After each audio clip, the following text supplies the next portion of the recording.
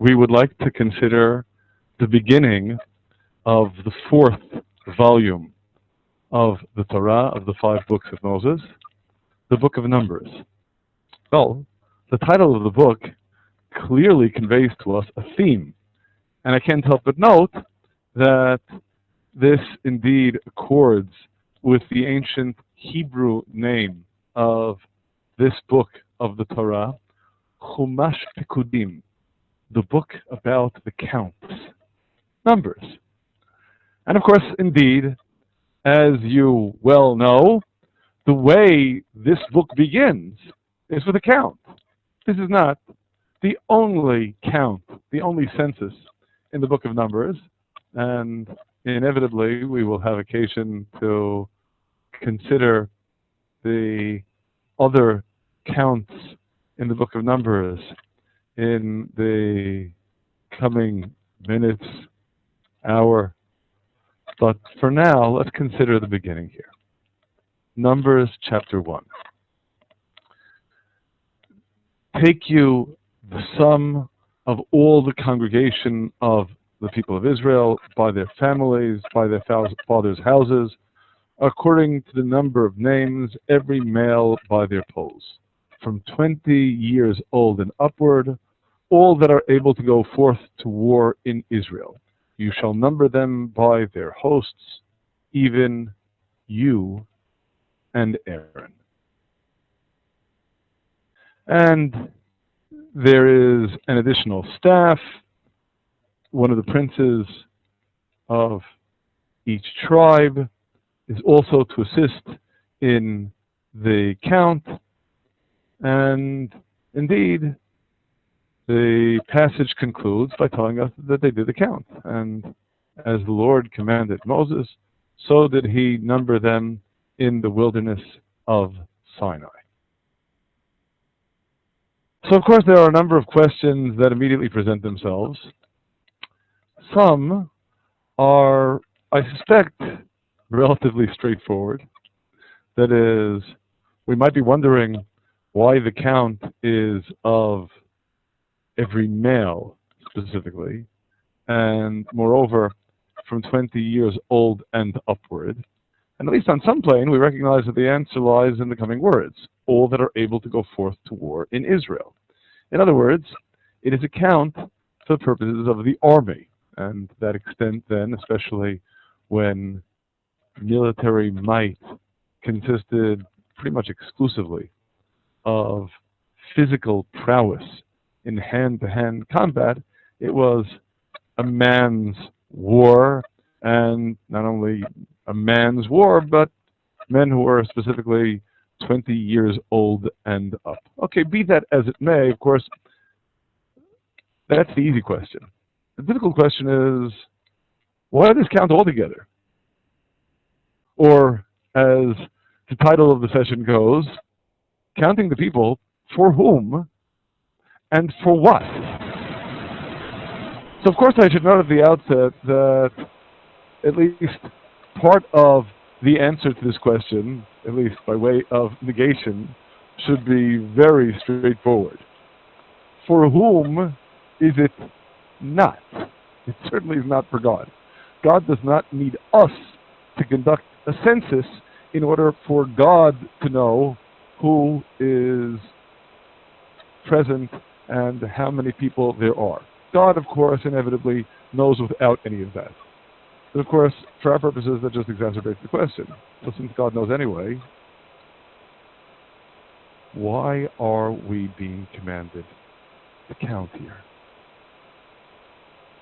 This question, we should note, becomes all the more urgent given that, as we read earlier in the Torah, conducting a census can be dangerous.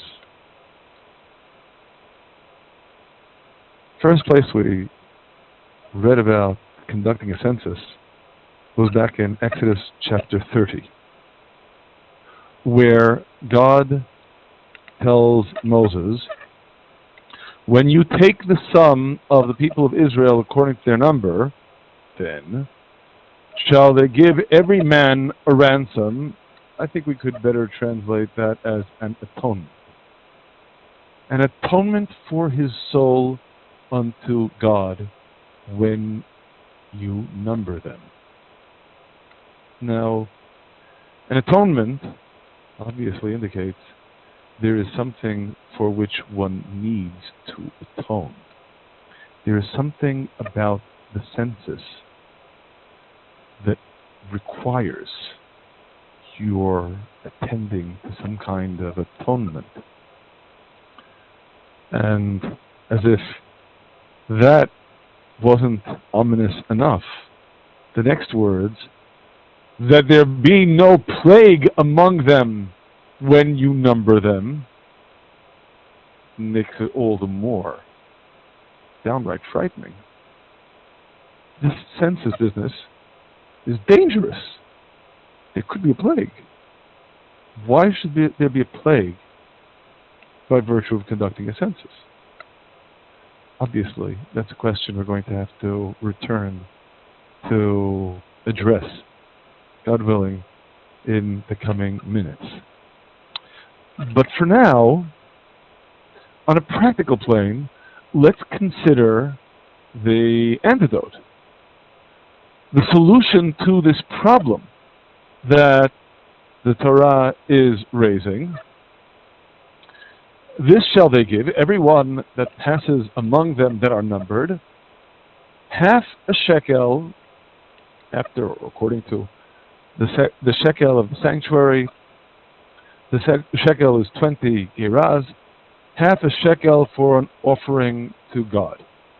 And then you take the atonement money from the people of Israel and appoint it for the service of the tent of meeting, that it may be a memorial for the people of Israel before God to make atonement for your souls.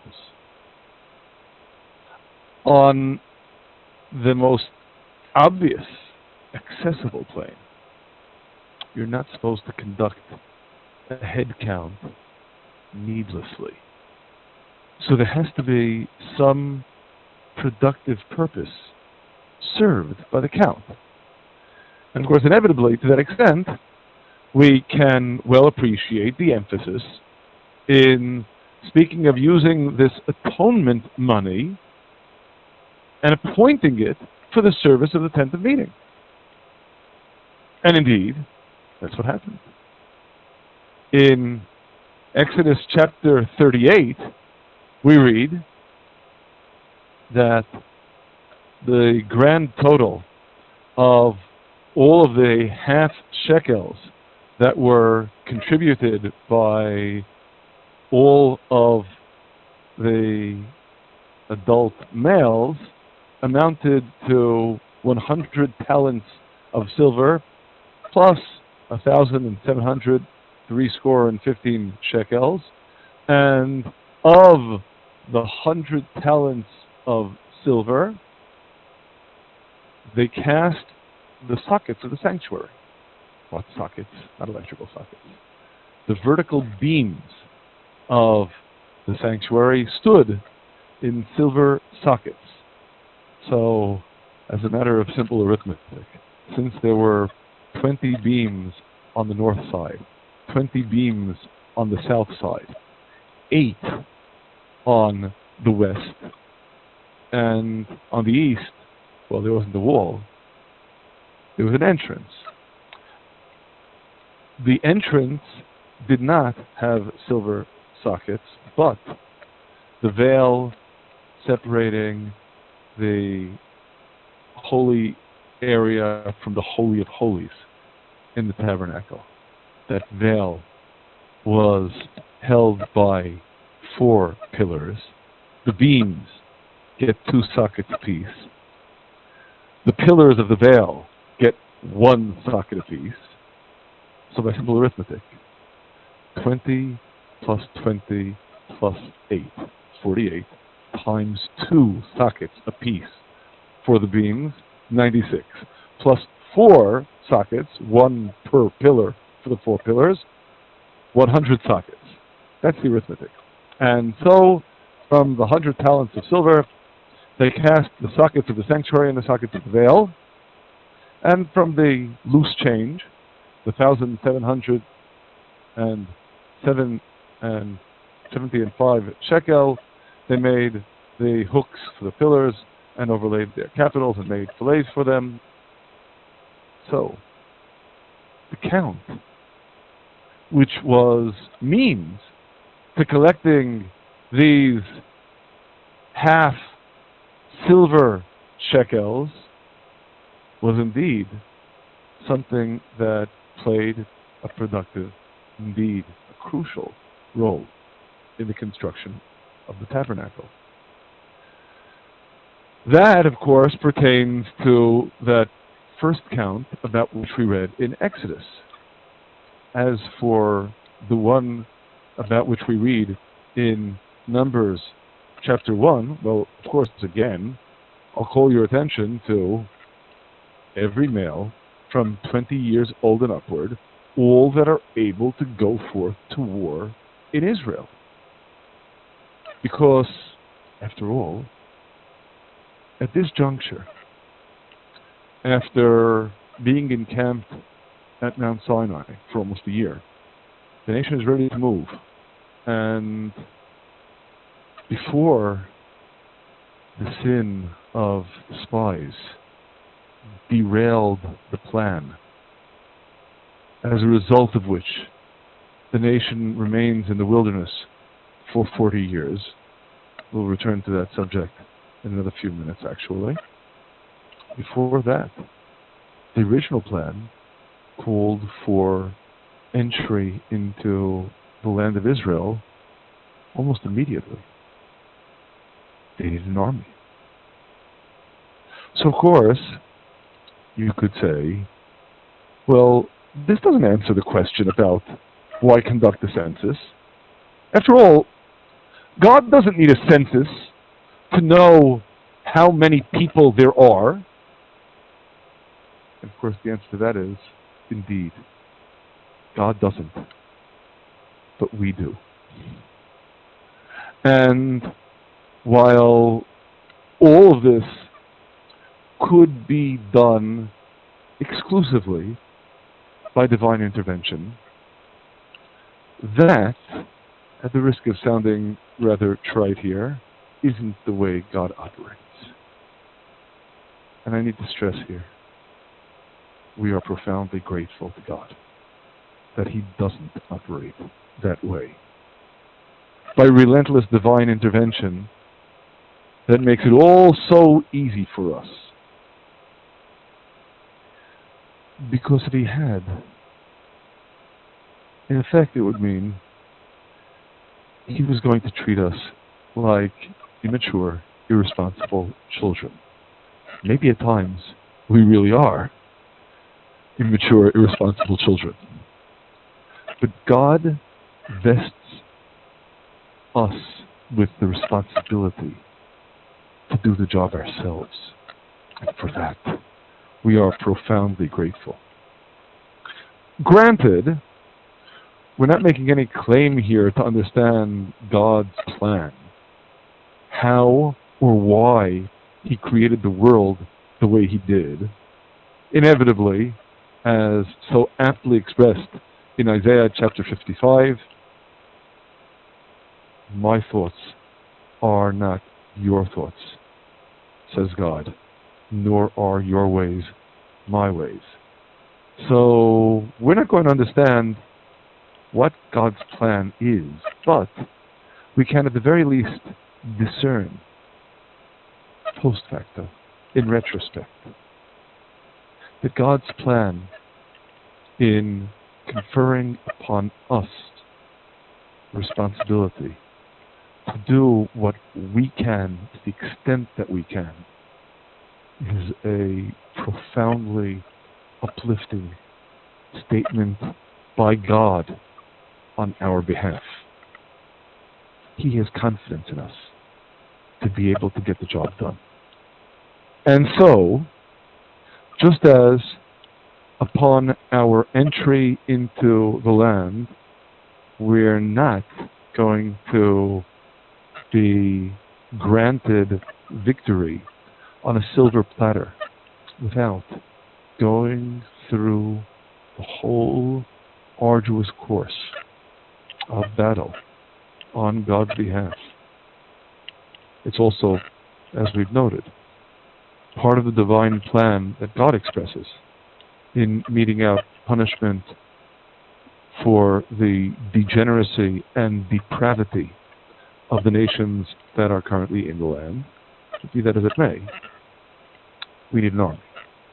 And in order to properly establish an army, in order to appropriately requisition our forces and establish the various brigades, regiments, companies, and so on and so forth that need to be established, we need to know how many soldiers there are.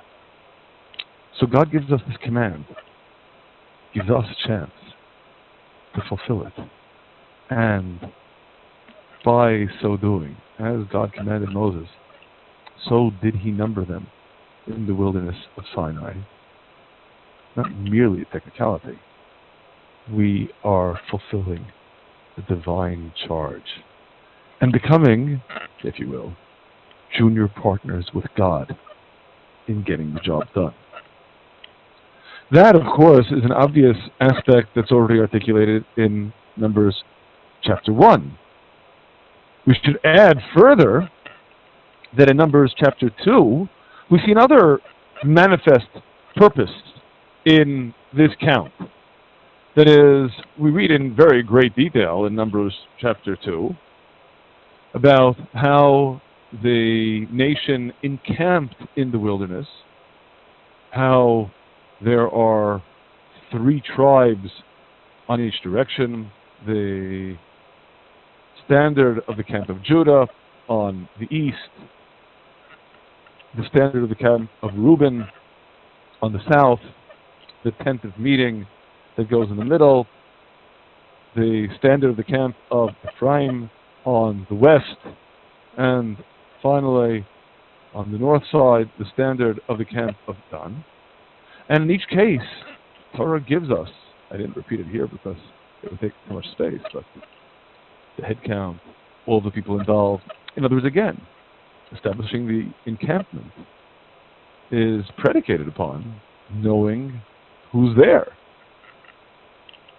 And once again, by way of conclusion, we read in verse 34, "Thus did the children of Israel, according to all that God commanded Moses. So they pitched by their standards, and so they set forward, each one according to its families and according to its fathers' houses."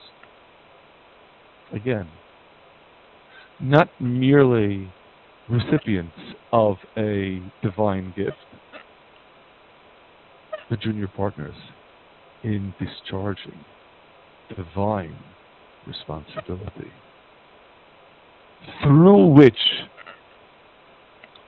we establish the encampment not merely as automatons, but as willful allies in the divine command. And so, the conducting of the census becomes part and parcel of the divine service. This consideration of counts being for purpose is one that clearly also pertains to the next major census about which we read in the book of Numbers, in Numbers chapter 26. And again, it is, take the sum of all the congregation of the people of Israel from 20 years old and upward by their fathers' houses, all that are able to go forth to war in Israel.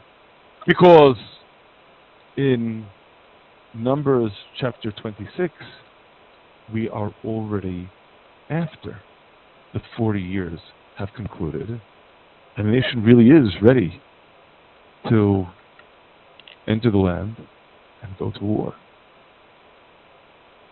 So again, clearly, the count is taking place a generation later, and it manifestly is for a purpose, not merely some gratuitous head count. besides the aspect of preparing for battle, there is another clear reason that a count is necessary. In verse 52, in chapter 26, we read, and God spoke to Moses, saying, "Unto these the land shall be divided for inheritance according to the number of names. To the more you shall give the more inheritance, and the fewer you shall give the less inheritance. To each one according to those that were numbered of it shall its inheritance be given." In other words, the apportionment of the land. Again, in order to apportion the land appropriately, you need to know how many people there are. Again, couldn't God take care of that on his own? Again, of course he could. It doesn't work that way.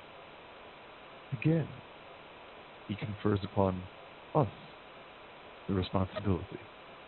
And thus, the census is part of our serving God. Because it's not something gratuitous, needless. It is, rather, a crucial means to our discharging a divinely ordained responsibility. It's important for us to emphasize this aspect of purpose, the count, having a reason, in particular, by way of contrast. We noted, you'll recall, in Exodus chapter 30, the warning, ominously, to do the count in the appropriate way in order to avoid the plague that might otherwise strike. In the last chapter of Samuel, Samuel 2, chapter 24, and likewise, as you see before you, in Chronicles 1, chapter 21. The two sources are clearly parallel and almost identical. We read of the disastrous consequences of a count that did not conform to God's instructions in Exodus chapter 30. I'm presenting here the version in Chronicles. Again, you can see almost the same version in Samuel 2, chapter 24, but we're reading here in Chronicles 1, chapter 21. David said to Yoav and to the princes of the people, "Go number Israel from Beersheba even to Dan, and bring me word that I may know the sum of them." No indication of a need to know the sum. And Yoav's response, "God, make his people 100 times so many more as they are. But my lord the king, are they not all my lord's servants? Why does my lord require this thing? Why will this be a cause of guilt unto Israel?" Nevertheless, the king's word prevailed against Yoav, wherefore Yoav departed and went throughout all Israel and came to Jerusalem, conducting the count. And Yoav gave the sum of the numbering of the people to David. There is a listing of, in our translation, men that drew sword. Perhaps better rendered as men who draw the sword, that is, who are capable of fighting. But it wasn't for any clear or present need. There wasn't any immediate need for conscripting an army. So this count wasn't necessary. Perhaps it was also done in opposition to the Torah's prescription, a count with half shekels as an actual head count. Either way, either because it was done as a head count or because it was simply an unnecessary count, the consequence: God was displeased with this thing. Therefore he smote Israel. Now the divine displeasure in context is clearly not because Yoav didn't complete the count. It's because the count itself was not to have been done. And indeed, that's what David recognizes. David said to God, I have sinned greatly in that I have done this thing. But now put away, I beseech you, the iniquity of your servant, for I have done very foolishly. A supplication, a plea. It doesn't work. And God spoke unto Gad, David's seer, saying, Go and speak unto David, saying, Thus says God, I offer you 3 things. Choose one of them, that I may do it to you. The choices are dire. 3 years of famine, or 3 months to be swept away before your enemies, while the sword of your enemies overtakes you, or 3 days, the sword of God, pestilence in the land, the angel of God destroying throughout all the borders of Israel. What do you choose? And David said unto God, I am in a great strait. Let me fall now into the hand of God, for very great are his mercies, and let me not fall into the hand of man. Which meant choice number 3. And so God sent pestilence unto Israel, and there fell 70,000 men. Again, just as the Torah had warned, but indeed, why so dire? That there be no plague among them when you number them. And here's the plague, in all its awesome, terrifying enormity.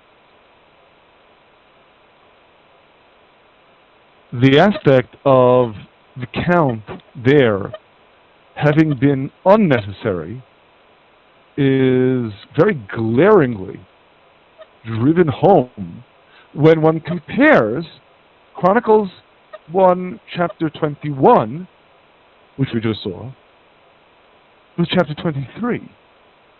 After all that, in chapter 23, King David is conducting another count. He gathered together all the princes of Israel with the priests and the Levites. And the Levites were numbered from 30 years old and upward, and their number by the polls, man by man, was 38,000. Why did he count them? This was not unnecessary. Of these, 24,000 were to oversee the work of the house of God, and 6,000 were officers and judges, and 4,000 were doorkeepers, and 4,000 praised God, and David divided them into courses according to the sons of Levi. In other words, when there's a reason for counting, there's no danger. Here there was a purpose.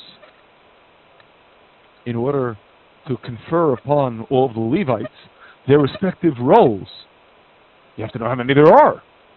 Well, that was fine. It was the gratuitous count, the unnecessary one, that was so fraught with danger. So that, of course, inevitably is a crucial key in our understanding why counts are loaded, potentially dangerous. But inevitably, there's an additional dimension as well.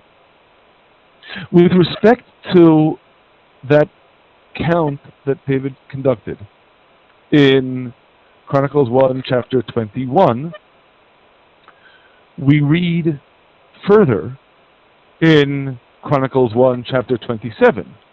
David took not the number of them from 20 years old and under, because God had said he would increase Israel like the stars of heaven. And Yoav, son of Tzruiah, began to number, but finished not. As we saw indeed in chapter 21, he did not count all the tribes. He didn't count Benjamin, he didn't count Levi. There was still the wrath for this upon Israel. God promised a blessing. Why count? Indeed, recall that was the essential objection that Yoav had voiced. May God make his people 100 times so many more as they are. Why count? And indeed, in much this vein, we consider the words of the prophet Hosea, chapter 2. Yet the number of the people of Israel will be as the sand of the sea, which cannot be measured nor numbered. And it shall come to pass that instead of that which was said unto them, you are not my people, it shall be said unto them, you are the children of the living God. Extraordinary blessing. That blessing, mind you, is predicated not upon counts. If anything, just the opposite. And if you think about it, in a way, this inevitably relates to what we noted earlier about downplaying extraordinary acts of divine intervention. God is not going to gratuitously intervene in what happens in the world, because doing so, in effect, is disenfranchising us. It's making us less significant as God's junior partners. Well, in much the same vein, God's blessings generally are conferred behind the scenes. We have a saying that the blessing is to be found in that which is hidden from the eye. So don't count. The counting, after all, inevitably is taking what might otherwise have been behind the scenes and putting it front and center. And the blessing then disappears. Which, of course, inevitably then also exacerbates the question. Why count? Just as it further perhaps helps to clarify why counting is so dangerous. Inevitably, when a count is conducted, what that means is you might, until now, have kept yourself more or less out of the limelight. But when you stand up to be counted, you become someone significant. You're playing a central role as you stand up to be counted. We don't necessarily want to put ourselves in that kind of a role of being so obvious, drawing the attention. Just consider as perhaps a simple analogy, if you're in a lightning storm and you're in an open field and you're the only one who's standing up above the level of the ground, you're attracting the lightning. Inevitably, when you attract attention to yourself, you're putting yourself in a risky situation. Just to understand what that means, consider that on the one hand, we emphatically believe this world has a judge. God judges the world all the time. But while he judges the world all the time, he doesn't execute judgment all the time. Very often, to use the turn of phrase that is relevant in terrestrial courts, the verdict may be a suspended sentence. In other words, God has not acquitted but he is postponing execution of the verdict pending the way we behave ourselves in what follows. So to that extent, then, in much of life, while we emphatically believe that there is a judge and there is judgment, there's also postponement. That element of divine compassion of which we are always the beneficiaries. That is, we can be the beneficiaries of that compassion so long as we don't, by attracting attention to ourselves, kind of demand of God to execute judgment on the spot. When we do, the results can be disastrous. And as a result, again, returning to Exodus chapter 30, there is a need for an atonement when the count takes place. There's the danger of the plague. A helpful analogy is in order. In Kings 2, chapter 4, we read of a very special woman.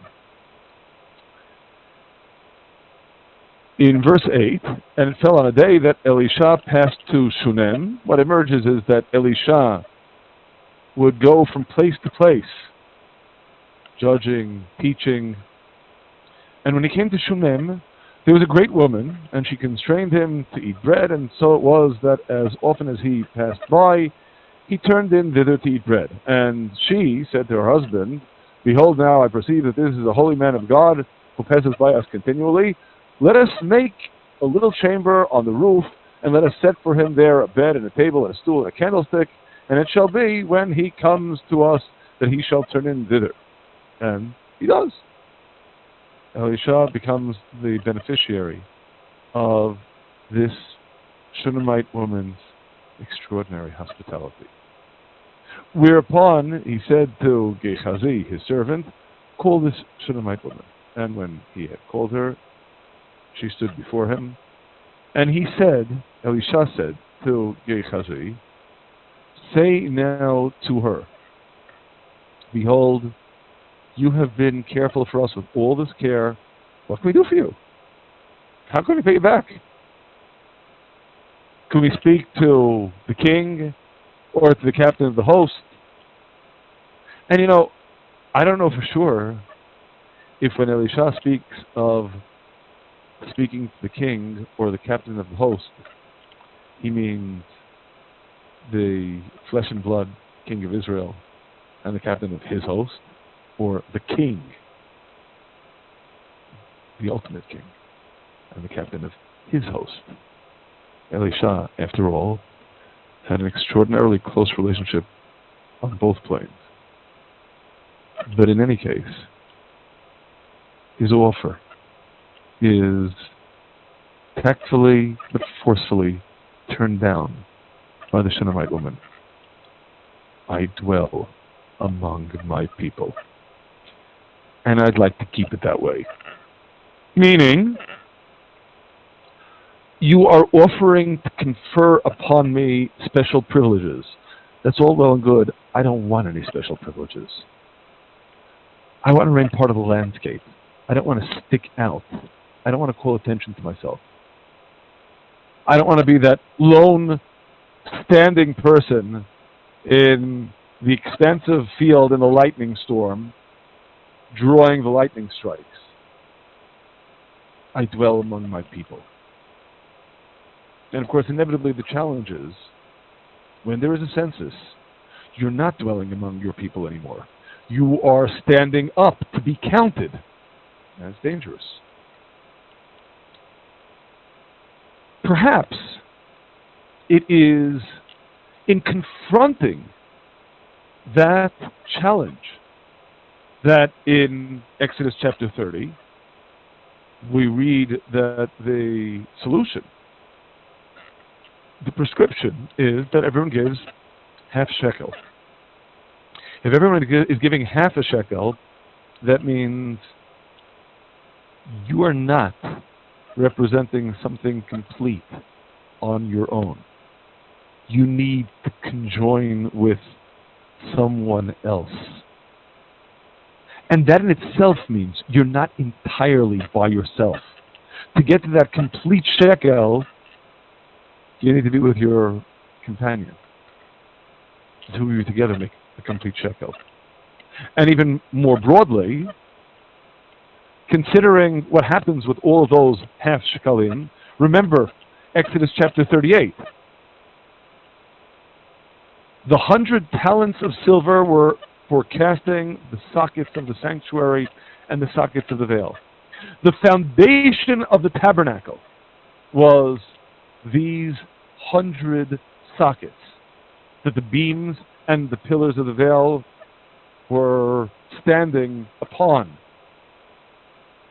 And so graphically, that completed, integrated, organic whole of the tabernacle that comes together through the individual contributions of each member of Israel. That is, you do stand up to be counted, it's true. But you don't stand up to be counted in opposition to the community. You stand up to be counted as part of the community. Now there's a tension there. There really is. Because on the one hand, when you stand up to be counted, you are an individual. And there is significance to the individual as an individual. But not an individual as an individual and forget about the community. Your significance as an individual is as an individual in the community.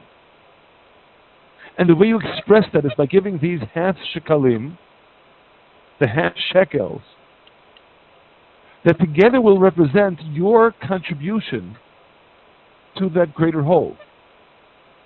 An additional dimension that we should note in the prescription is the rich shall not give more and the poor shall not give less than the half shekel. Everyone gives exactly the same amount. That is, again, you stand up to be counted.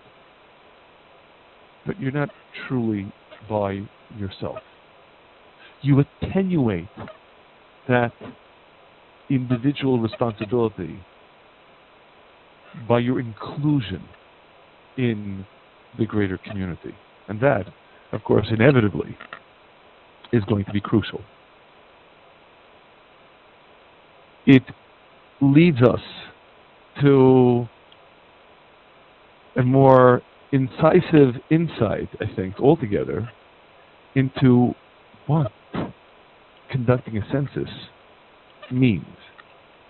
And here, I must admit, as of course you know happens from time to time, I need to insert a little bit of a Hebrew lesson. So you look at the Hebrew side of the page. The expression that is rendered in English repeatedly as take the sum. When you take the sum of all the congregation of the children of Israel, when you take the sum of the people of Israel, and likewise in Numbers chapter 26, take the sum of all the congregation of the people of Israel. All these expressions that are being rendered as take the sum, in the Hebrew, don't speak about a sum. They speak about, in the Hebrew, Se'u et Rosh. Tisa et Rosh. Se'u et Rosh. In Numbers 26 again. What that literally means is, lift up the head. Lift up the head of the people. That's the expression the Torah uses for taking account. And how appropriate it is. Because lift up the head means you're significant. You do play an important role You aren't merely subsumed in the amorphous, impersonal, anonymous backdrop. You're lifting up your head. You become significant. You become the focus of the attention. And of course, inevitably, that serves, once again, to highlight just how dangerous this can be. And perhaps in this vein, indeed, on a deeper level, to understand why the consequences of an unnecessary census can be so devastating. It is instructive for us to consider another passage in the Torah in which we find the same turn of phrase, except in this other passage, this turn of phrase, Yisa et Roshecha, is actually to be understood quite literally. The context is Genesis chapter 40, when Joseph is in prison with the chief butler and chief baker of Pharaoh. And as undoubtedly everyone remembers, the two of them have dreams one night. And Joseph is the one to interpret the dreams. So, the first one on the scene, the butler told his dream to Joseph. In my dream, behold, the vine was before me, and in the vine were 3 branches. And Joseph's interpretation, the 3 branches are 3 days. Within yet 3 days shall Pharaoh lift up your head. Lift up your head, great news, and restore you to your office. And you shall give Pharaoh's cup into his hand after the former manner when you were his butler. Next thing, the chief baker hears things are going well, so he tells Joseph his dream. I also saw in my dream, behold, 3 baskets of white bread were on my head. And there's further details.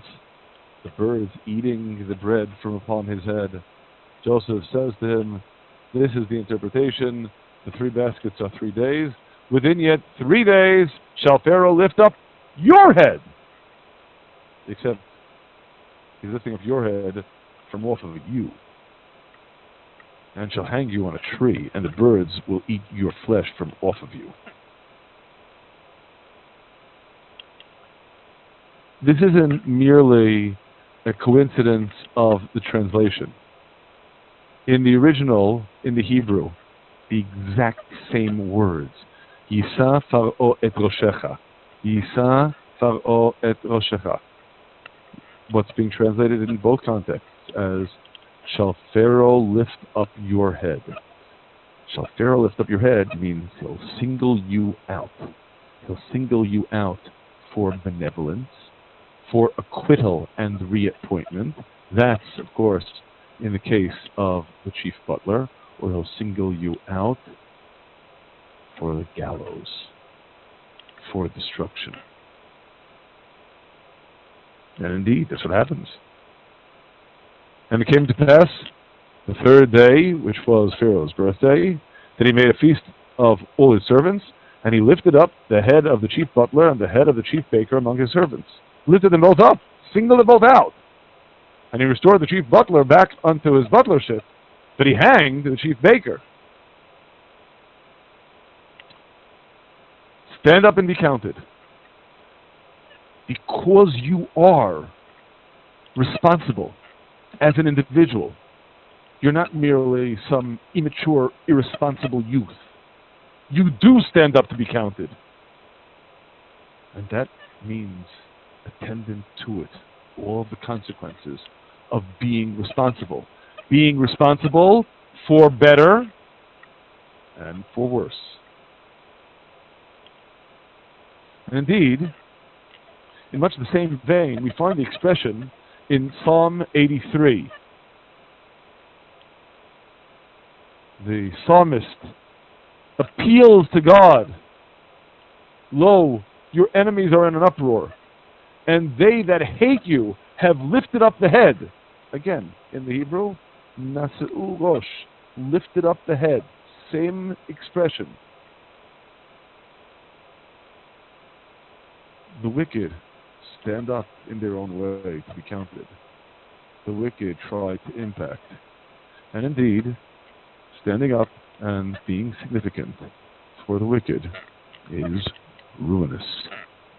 In Numbers chapter 14, we read of the final sorry consequences of the census conducted in chapter 1. After the sin of the spies, God says to Moses and Aaron, "How long shall I bear with this evil congregation that keep murmuring against me? I have heard the murmurings of the people of Israel, which they keep murmuring against me. Say to them, as I live, says God, surely as you have spoken in my ears, so will I do to you. Your carcasses shall fall in this wilderness." Exactly whose carcasses? "And all that were numbered of you, according to your whole number, from 20 years old and upward." Remember back in Numbers chapter 1, it wasn't merely count them, it was lift up their heads. Lift up their heads is a double-edged sword. Lift up their heads can be a promise of greatness. It can be like the chief butler. Pharaoh will lift up his head and restore him to his butlership, and everything will be fine. Better than fine. Better than ever. But lift up their heads can also be like the lift up his head of the chief baker. Lift up his head and hang him. It's all up to us. That's a responsibility that God is conferring upon us. So the census is opportunity or responsibility? Well, I think we've discussed this in the past. Every opportunity that God gives us, by definition, is also responsibility.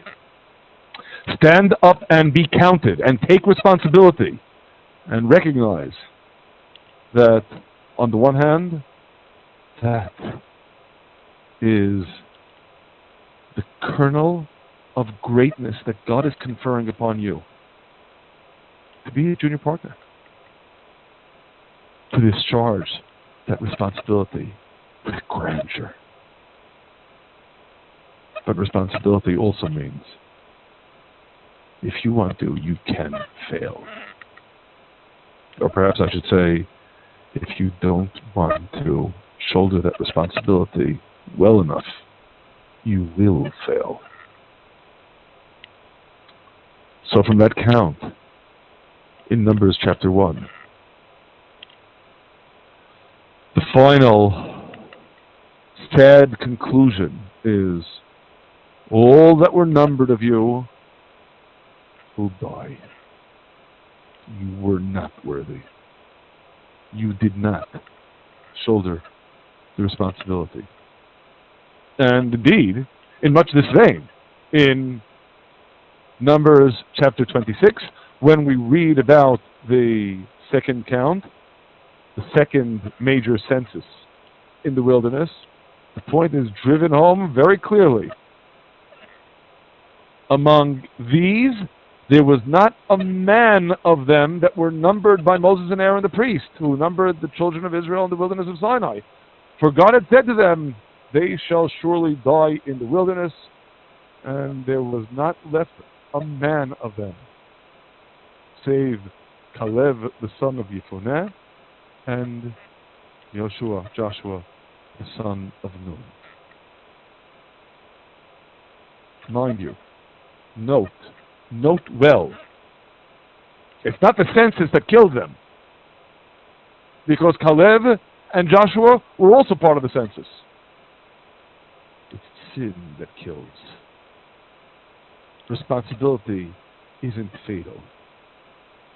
It is dereliction of responsibility that is fatal. So Caleb and Joshua are counted. they survived. Everyone else, when the head was lifted up, when they had their chance upon the stage, ultimately, they blew it. That was the sin. And that was its consequence. Of course, this is a rather dire aspect of lift up their heads, but it's of course not all negative. In Chronicles 1, chapter 29, David blessed God before all the congregation, and David said, "Blessed are you, O God, the God of Israel, our Father, forever and ever. Yours, O Lord, is the greatness, the power, the glory, the victory, the majesty, for all that is in the heavens and the earth is yours. Yours is the kingdom, O God." And then we have this closing phrase in the Hebrew, "V'amitnaseh lechol l'rosh," a different conjugation of the self-same expression, lifting up the head. Here it's rendered as, "and you are exalted as head above all." It could also be rendered as, "Yours is the lifting up of every head." That is, every head that gets lifted up is through you and by you. It comes from you. Personally, I incline more toward the second reading of the text because the following verse indeed says just that. "Both riches and honor come of you, and you rule over all. And in your hand is power and might, and in your hand it is to make great and to give strength unto all." You're dispensing this. You're also dispensing the lifting up of heads. God bestows upon us glory and honor. Indeed, as God is described by the psalmist in Psalm 8.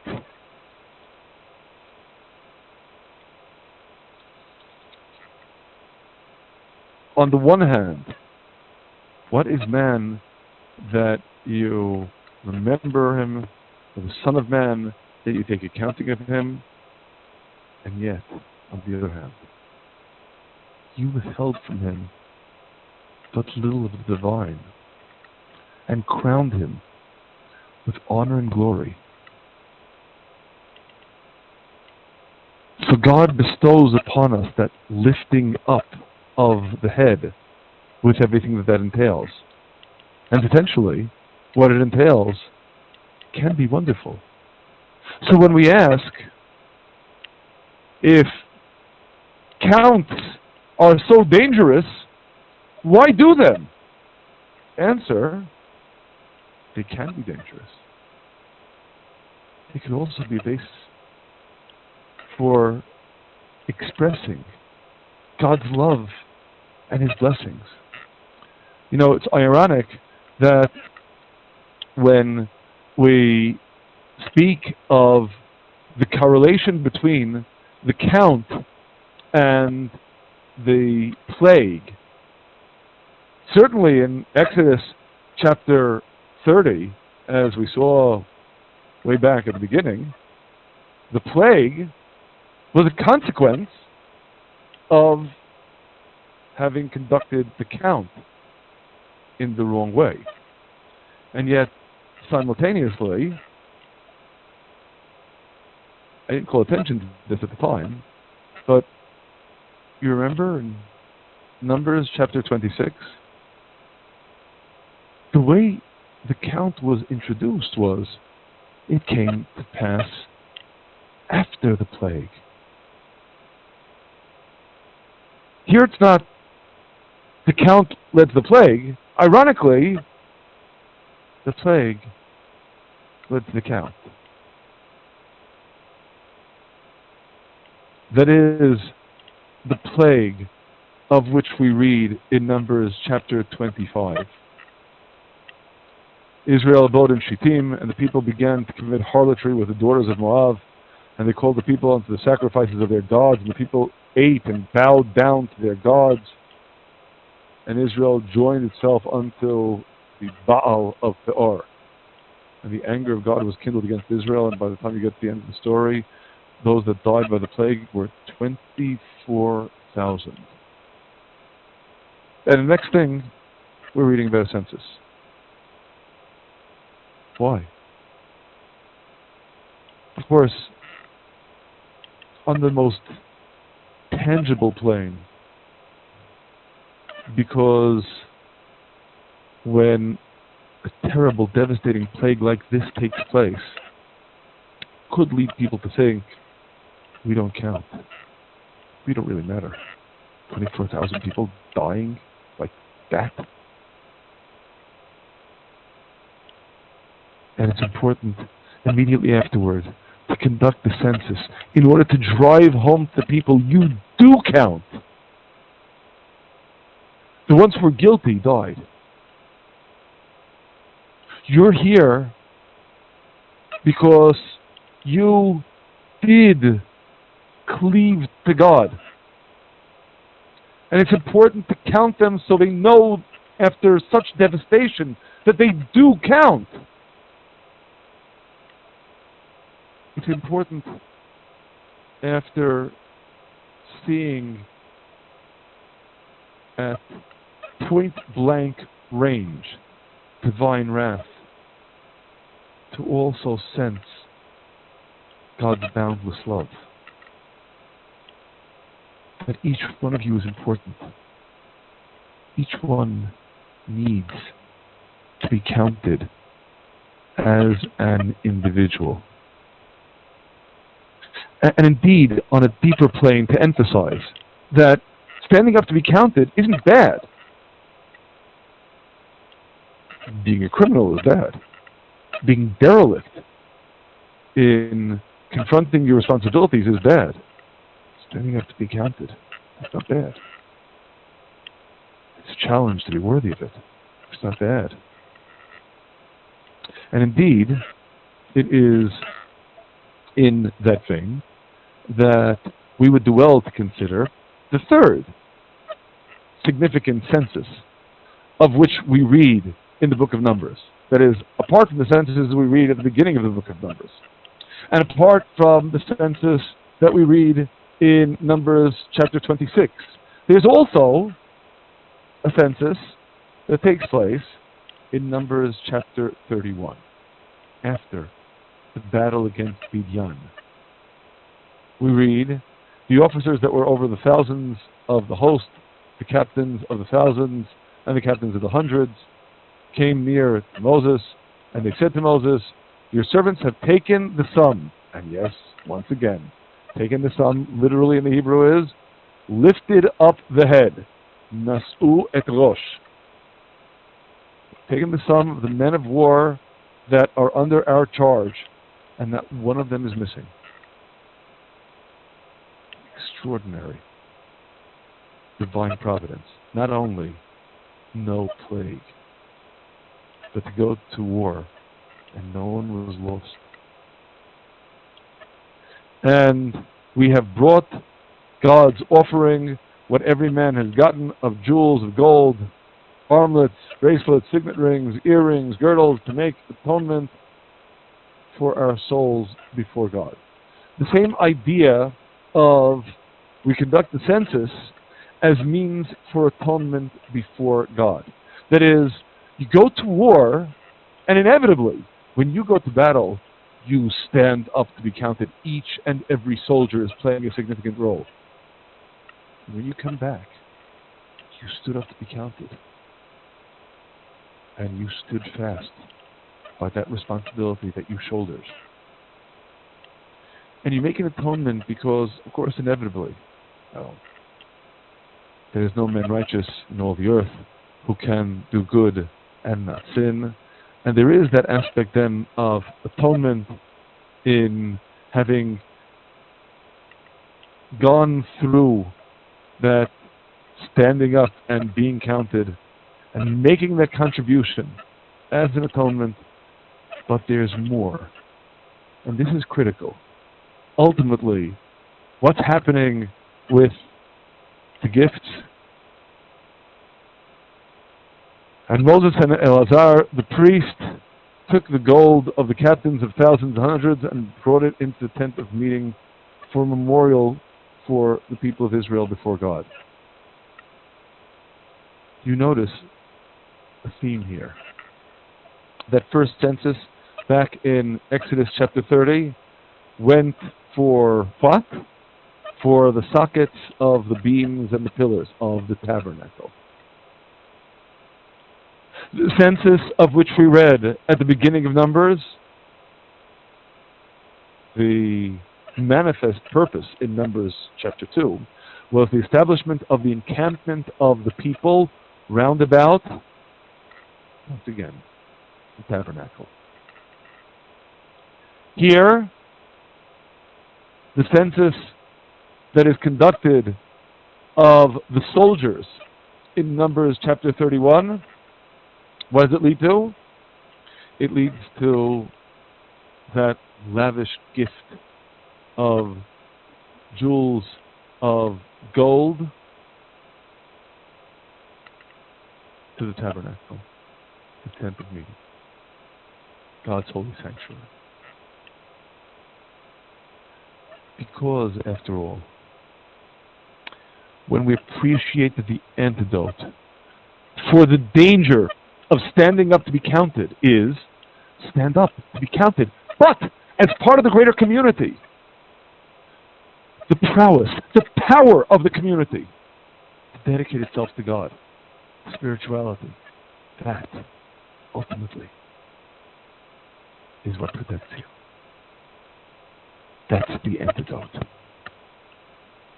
And that, inevitably, is also the note upon which we conclude.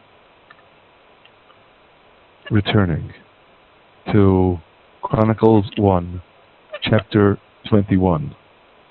The devastating consequences of King David's unnecessary, improper census of the people. God sent an angel unto Jerusalem to destroy it. And as he was about to destroy, God beheld and he repented him of the evil, said to the destroying angel, "It is enough, now stay your hand." And the angel of God was standing by the threshing floor of Ornan, the Jebusite. And David lifted up his eyes and saw the angel of God standing between the earth and the heaven, having a drawn sword in his hand stretched out over Jerusalem. And they prostrate themselves and pray to God. And again, the plague is withdrawn. Then the angel of God commanded God to say to David that David should go up and rear an altar unto God in the threshing floor of Ornan the Jebusite. And what follows is the purchase of the threshing floor. And finally, we read in verse 26, David built there an altar unto God and offered burnt offerings and peace offerings and called upon God, and he answered him from heaven by fire upon the altar of burnt offering. And the plague was withdrawn. He put up his sword back into the sheath thereof. Of course, that's not the end of the story. The end of the story is, then David said, "This is the house of God. This is the altar of burnt offering for Israel." And indeed, this is what today we know as the site of the Holy Temple. The site of the Holy Temple, on the one hand, was made known through this devastating plague. But on the other hand, the site of the Holy Temple is so significant because it brings everyone together. Yes, you stand up to be counted. But ultimately you stand up to be counted together with everyone else before God. And of course, inevitably, we can't help but note here, in that standing up to be counted before God, who ultimately stands up to be counted there at the site of the Holy Temple before God? I know you all know the answer because I've mentioned these verses so many times. Isaiah chapter 2. Who stands up to be counted? We all do. It will come to pass in the end of days that the mountain of the house of God will be set at the head of mountains and uplifted above all hills, and all the nations will stream to it. Everyone. Standing up to be counted. They're coming as separate and distinct nations, not some homogeneity, everyone mixed together. Not everyone transformed into the same thing. They come as the nations, but they come there. They come to God's holy mountain. They come to that spot that teaches us to stand up and be counted as part of that greater whole dedicated to God. And as Isaiah further expresses it, and as we have on many occasions quoted him in Isaiah chapter 56, God says, I shall bring them to my holy mountain. That's this one. And make them happy in my house of prayer. Their burnt offerings and peace offerings will be favored upon my altar. That's this altar that King David built. Because my house will be called the house of prayer for all peoples. So everyone can come there and stand up and be counted. Be counted for God. Be counted as part of that greater whole. So, counting the people, for whom and for what? Of course. Like all of God's commands to us. It's for us. For us to learn what it means to assume the responsibility that God is vesting in us. For us to appreciate what it means, truly, to stand up and be counted. Because when you stand up to be counted, granted, you expose yourself to danger. But simultaneously, you stand up to be counted to receive God's blessings. Numbers chapter 1. Just imagine being part of a census conducted by Moses and Aaron, standing there as an individual before Moses and Aaron, being the recipient of their blessings. Well, consider that whenever you stand up and be counted, you're always opening yourself up to God's blessings, so long as you make sure that the responsibilities that inhere in standing up and being counted are responsibilities that you will indeed shoulder to the best of your ability. Because when we do, Standing up and being counted means making ourselves count before God and receiving His boundless blessings that He's just waiting to bestow upon us, if only we make ourselves worthy of them. May we indeed learn to stand up and be counted and receive His blessings. God bless.